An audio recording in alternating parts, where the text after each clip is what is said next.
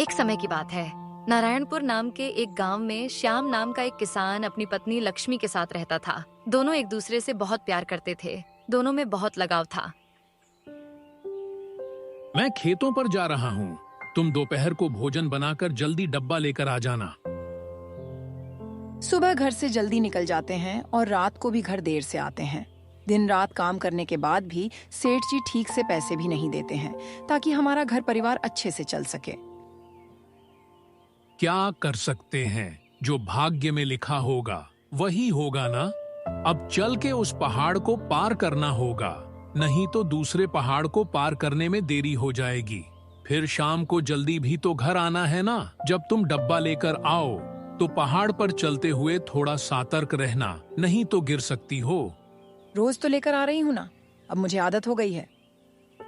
इस तरह श्याम प्रतिदिन खेत पर जाता है।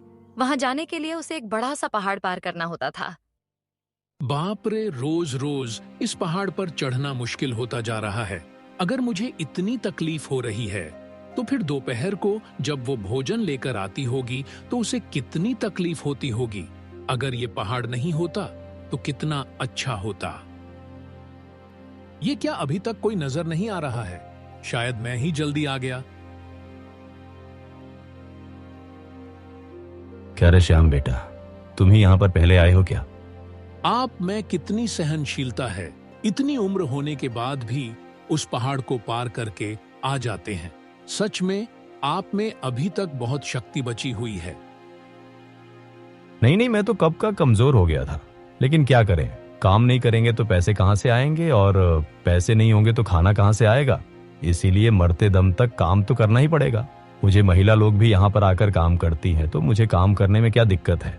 सेठ जी के आने का समय हो गया है। अगर वो लोग हमें ऐसे बातें करते हुए देखेंगे तो मुझे लगता है कि सह नहीं पाएंगे। अच्छा यही होगा कि हम जाकर काम शुरू कर दें। वैसे भी बातें तो होती ही रहेंगे। चलिए काम शुरू कर देते हैं।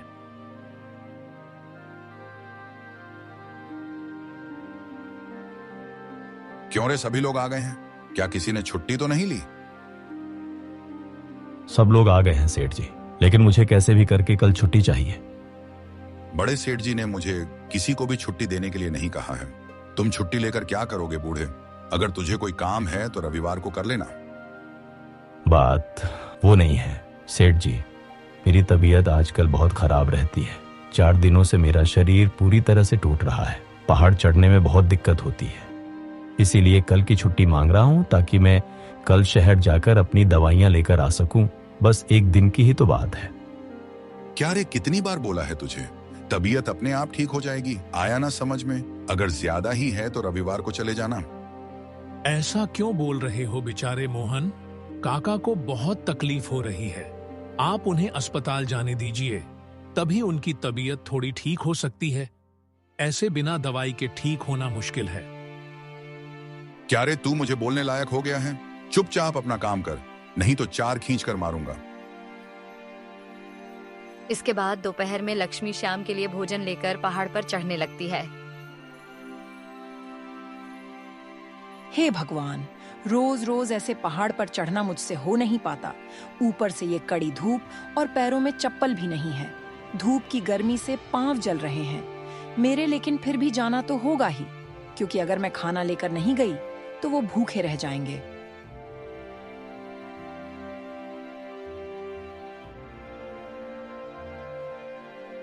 वो देखो लक्ष्मी आ गई है।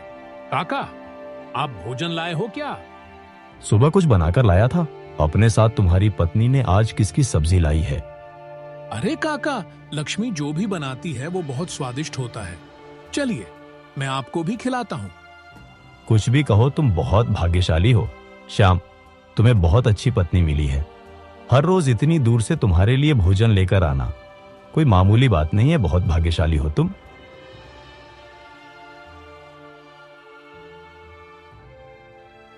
लक्ष्मी काका पूछ रहे हैं, आज तुमने क्या सब्जी बनाई है? उन्हें भी थोड़ी दे देना। आज तो मैंने आलू टमाटर की सब्जी बनाई है काका, आपके लिए भी लाई हूँ। कितनी अच्छी हो बेटी, तुम रोज अपने पति के साथ इस बूढ़े के लिए भी खाना लेकर आती हो। काका क्या हुआ? आप इतने धीरे क्यों बोल रहे हो? आपकी तबीयत सही नहीं है। क्या आप अभी तक अस्पताल नहीं गई हो क्या? क्या करूं बिटिया, बड़े सेठ जी ने किसी को भी छुट्टी देने को नहीं कहा है। अगर उनकी बात नहीं मानूंगा तो फिर कल से मुझे काम पर नहीं आने देंगे। अच्छा तो ये बात है। चलो ठीक है काका, आप खाना खा लीजिए।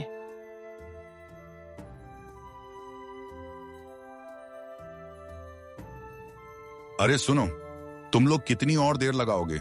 जल्दी से खाना खा लो, ज्यादा देर मत लगाओ। खाना खाने में अभी बहुत काम बाकी पड़ा हुआ है। ये कौन है काका? स्वयं को सेठ समझ रहा है। बड़े सेठ जी से ज्यादा तो ये आप लोगों को आदेश दे रहा है। धीरे बोलो बेटी, अगर उसने सुन लिया तो अभी हंगामा मचा देगा। बड़े सेठ जी से कुछ ना कुछ झूठ बोलकर हम दोनों को काम से निकलवा देगा और हमारा रोजगार छीन लेगा। ठीक है, आप लोग जाइए, मैं यही पेड़ के नीचे बैठी हूँ। इसके बाद वो लोग शाम तक काम करके अपने घर आते हैं।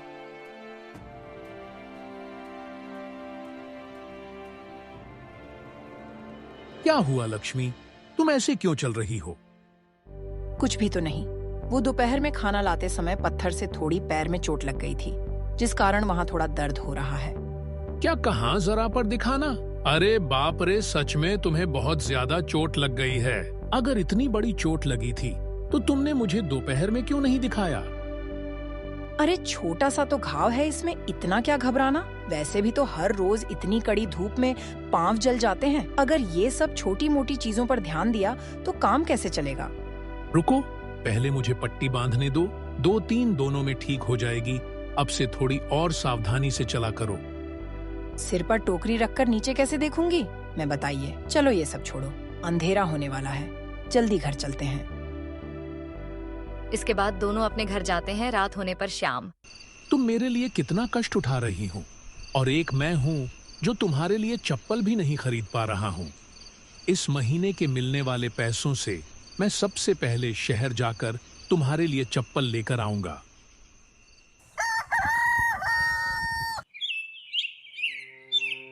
इसके अगले दिन सुबह श्याम अपने काम पर जाता है और शाम को सेठ जी से पैसे लेते समय, चलो चलो, बड़े सेठ जी आए हैं, जल्दी से अपने पैसे ले लो। क्यों रे, इतने पास क्यों आ रहा है? दूर से ले लेना। सेठ जी से दूर रहना है तुझे। पता है ना किसको कहाँ रहना है? सभी को पहले ही बता दिया था ना। मैं तो दूर से ही ले रहा हूं लाला जी। क्यों रे, आजकल तू बहुत मुंह खोलने लगा है। पैसे ले लिए है ना, चल अब जल्दी से निकाल। अरे ओ, हट ना यहाँ से। अगर कुछ और बोला ना तो मुंह खींच लूंगा। तेरा बड़े सेठ जी से ज्यादा जवान चलाने लगा है तू। इस तरह वो लोग सेठ जी से पैसे लेकर घर आते हैं। तुम जो लक्ष्मी में काका से कुछ बात करके आता हूँ। ठीक है, जल्दी आना, मैं अभी चलती हूँ।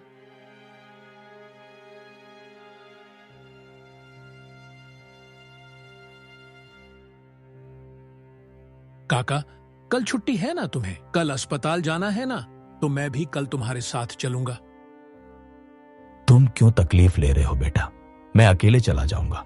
पूरे हफ्ते काम करने के बाद तो एक छुट्टी मिलती है, और तुम वो भी मेरे लिए क्यों बर्बाद कर रहे हो? नहीं काका, उसमें मेरा भी थोड़ा स्वार्थ है। वो मैं लक्ष्मी के लिए चप्पल लेना चाहता था। शहर से वो बेचारी प्रतिदिन नियम से मेरे लिए भोजन लेकर आती है, और दोपहर में इतनी ज्यादा धूप होती है कि उसके पास जलने लगते हैं। इसीलिए मुझे चप्पल लेनी है उसके लिए। यानी कि तुम शहर लक्ष्मी के लिए चप्पल खरीदने के लिए आ रहे हो? तुम्हारा प्यार देखकर मैंने समझा कि मेरे लिए आ रहे हो। नहीं काका, तुम्हारे काम के साथ साथ मेरा काम भी हो जाएगा, और अगर दोनों साथ में जाएंगे तो बातें करते करते पता भी नहीं चलेगा कि कब शहर से वापस आ गए। अरे मैं भी मजाक कर रहा था। मुझे मालूम है कि तुम अपनी पत्नी से बहुत प्यार करते हो, और वैसे भी दोनों मिलकर ही जाएंगे। लेकिन अगर लक्ष्मी चप्पल पहनकर सेठ के सामने आएगी तो पता नहीं सेठ क्या करेगा। जब भी उनके सामने आएगी तो उतार कर आएगी। कल सुबह मैं 8 हिली आपके घर आ जाऊंगा, तैयार रहना। इसके बाद श्याम अगली सुबह शहर जाने के लिए तैयार हो जाता है। सुनिए, आज तो छुट्टी है ना, फिर इतनी सुबह सुबह कहाँ जा रहे हो? कहीं भी नहीं लक्ष्मी, वो मोहन काका की तबीयत ठीक नहीं रहती है ना, इसीलिए उन्होंने मुझे अपने साथ अस्पताल जाने को कहा था। काका को अच्छे डॉक्टर से अच्छी दवाई दिलवाना, उनकी तबीयत में जल्द से जल्द आराम मिलना चाहिए। इसके बाद मोहन काका को लेकर श्याम शहर जाता है। काका, इस पहाड़ को पार करने में बहुत ज्यादा समय लग जाता है। न कहीं अगर हम इस पहाड़ को बीच में से काट कर रास्ता बना ले तो अच्छा रहेगा। लगभग आधी दूरी कम हो जाएगी शहर जाने में। क्या बोल रहे हो तुम? पागल, इतना बड़ा पहाड़ काटना कोई मामूली बात नहीं है। ये सपना सच होने वाला नहीं है। गांव के सभी लोग तो जा रहे हैं, तो हमें भी ऐसे ही जाना पड़ेगा। मोहन काका को दवाई दिलवाने के बाद श्याम चप्पल लेने के लिए मार्केट जाता है। ये बहुत अच्छी है और ये लक्ष्मी को बराबर आएगी। ये कितने की है? ये 4 रुपए की है और ये 2 रुपए की है। मुझे वो नहीं चाहिए। अरे एक बार क्या इन चप्पलों का दाम बता सकते हो बाबू? ये वाला बहुत अच्छा जोड़ा है। इसको 4 रुपए से कम दाम में नहीं दे पाऊंगा। लेना है तो ये 50 पैसे कम दे देना। ठीक है, ये बहुत अच्छा जोड़ा है। इसके 4 रुपए लो। फिर वो दोनों चप्पल लेकर घर के लिए निकल जाते हैं। इतनी महंगी चप्पल तुमने क्यों खरीदी? उससे भी कम दाम वाला जोड़ा दिखा तो रहा था। वो दुकानदार उस महंगी चप्पल पर जितने रुपए तुमने खर्च किए हैं वो पूरे 1 हफ्ते की कमाई है तुम्हारी। पता है ना तुम्हें? पैसा हाथ का मेल है काका। मेरे लिए लक्ष्मी से बढ़कर कोई नहीं है। वैसे भी वो कम दामों वाली चप्पल लेता तो जल्दी टूट जाती, और अब अगली बार पता नहीं कब शहर आना होगा। इसीलिए मैं थोड़ी महंगी चप्पल ले ली। लेकिन तुम्हारे पास भी तो चप्पल नहीं है, तुम भी तो ले सकते थे ना। अरे मुझे क्यों लेनी है? मैं तो नंगे पांव चल सकता हूं काका। तुम अपनी पत्नी से कितना प्यार करते हो। तुम्हारे जैसा पति मिलना सौभाग्य की बात है उसके लिए। इसके बाद दोनों अपने अपने घर चले जाते हैं। श्याम लक्ष्मी को चप्पल देता है। ये तो बहुत अच्छा है और बहुत कीमती भी है। इतने पैसे क्यों खर्च किए आपने, बताइए? तुम्हारा हर रोज इतनी कड़ी धूप में नंगे पांव आना मुझे अच्छा नहीं लगता था, इसीलिए चप्पल लाया हूं। आप चप्पल नहीं पहनोगे और मैं चप्पल पहनूंगी, ऐसा अच्छा लगेगा? क्या लोग भी देखकर क्या कहेंगे? अरे गांव वालों को छोड़ो ना। कल से तुम खाना लाते समय ये चप्पल अवश्य पहनकर आना। इस तरह श्याम लक्ष्मी का पूरा ध्यान रखता था और ऐसे ही कई महीने बीत जाते हैं। हे भगवान, आज तो बहुत देर हो गई। मुझे जल्दी से जाती हूँ, नहीं तो खाने का समय निकल जाएगा। भाभी, श्याम भैया के लिए खाना लेकर जा रही हो क्या? मैं भी चलूं आपके साथ? क्यों, तू इतनी दूर क्यों चलेगा? पहाड़ को पार करना बहुत मुश्किल है, तू मत जा। मैं तो कितनी बार गया हूँ, मुझे बिल्कुल भी डर नहीं लगता। मुझे ले चलो, मैं भी चलूंगा आपके साथ। अच्छा ठीक है, चलो। फिर वो दोनों मिलकर भोजन लेकर जाते हैं। पहाड़ पर चढ़ते समय भाभी, आप इतनी दूर रोज खाना लेकर क्यों जाती हो? सुबह जल्दी खाना बना दिया करो तो भैया ले जाया करेंगे। खाना आपको इतनी दूर नहीं आना पड़ेगा। आपको रोज इतनी दूर जाने में कितनी दिक्कत होती होगी, सही कहा ना मैंने? तुम्हारे भैया को मेरे हाथ का खाना बहुत अच्छा लगता है, इसलिए मैं रोज लेकर जाती हूँ। तुम्हें ये अभी समझ नहीं आएगा, जब तुम्हारी शादी होगी, जब तुम्हें पता चलेगा। अच्छा ठीक है, जरा संभाल कर चलना।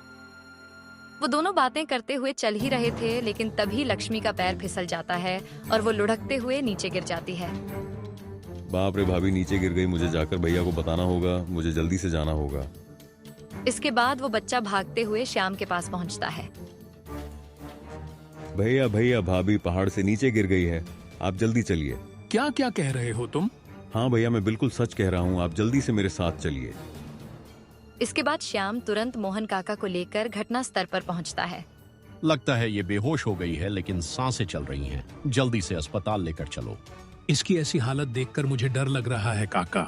जल्दी चलो, हमें यहाँ से बहुत दूर जाना है। ये क्या इतनी दूर आ गए?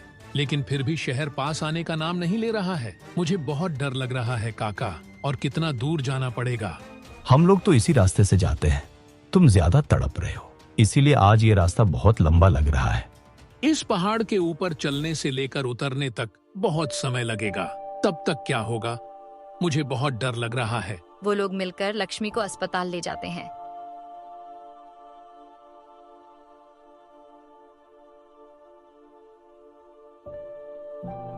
ये लड़की तो कुछ समय पहले ही मर गई है। इतनी बड़ी और गहरी चोट लगने के बाद आप लोगों ने क्या किया? अगर आप लोग थोड़ी और जल्दी यहाँ लेकर आते, इसकी बचने की पूरी उम्मीद थी। ये सुनकर श्याम अंदर तक हिल जाता है। और शाम होने पर उसका अंतिम संस्कार कर देता है। देखा ना काका, अगर हम थोड़ी जल्दी अस्पताल आ जाते तो शायद वो बच सकती थी। क्या करें बेटा, हमें उस पहाड़ से उतरकर ही आना था। ये हमारे लिए दुर्भाग्य की बात है। ये सब हमारे गांव और शहर के बीच पड़ने वाले इस पहाड़ के वजह से हुआ है। फिर वो दुखी होकर अपने घर जाता है।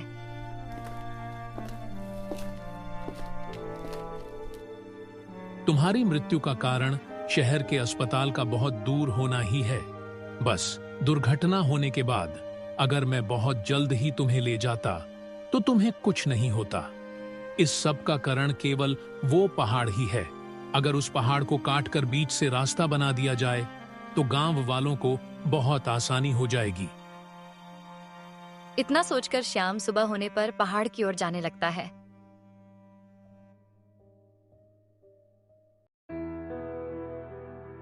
क्या कहाँ जा रहे हो? आज तुम काम पर नहीं आओगे क्या? और अपने हाथ में ये फावड़ा लेकर कहाँ जा रहे हो तुम? मैं तुमसे ही पूछ रहा हूँ, जवाब क्यों नहीं देते? गांव और शहर के बीच आने वाले उस बड़े पहाड़ को बीच में से कटकर एक रास्ता बनाऊंगा। उसी के लिए जा रहा हूं, ताकि जो लक्ष्मी के साथ हुआ वो और किसी के साथ ना हो। ये तुम क्या बोल रहे हो? उस बड़े से पहाड़ को तुम अकेले कैसे तोड़ोगे? ये कितना मुश्किल काम है, तुम्हें पता भी है।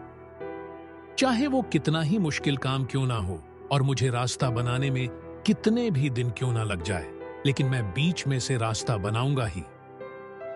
तुम्हारी पत्नी के मरने के सदमे में तुम इस हालत में पहुंचे हो। कुछ दिन तक तुम अपने घर में ही रहना, सब कुछ धीरे धीरे ठीक हो जाएगा।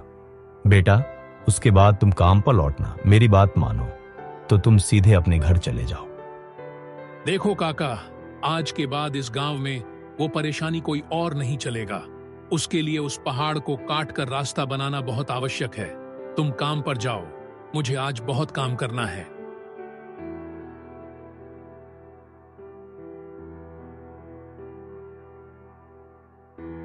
इस तरह हर रोज जाकर सुबह उठकर पहाड़ को तोड़ने लगता है।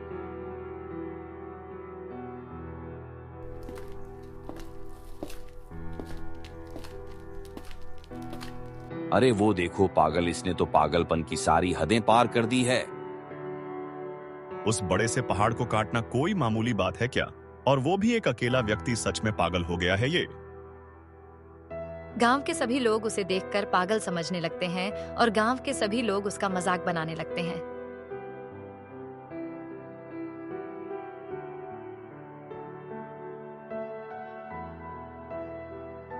इस तरह पूरे 22 साल तक लगातार लगाकर अकेले ही पहाड़ के बीच से एक रास्ता बना देता है और उनके गांव और शहर के बीच की दूरी को पूरी तरह से कम कर देता है। वो 7.7 मीटर ऊंचाई और 9.1 मीटर चौड़ाई से 110 मीटर लंबे रास्ते का निर्माण पहाड़ काट कर देता है।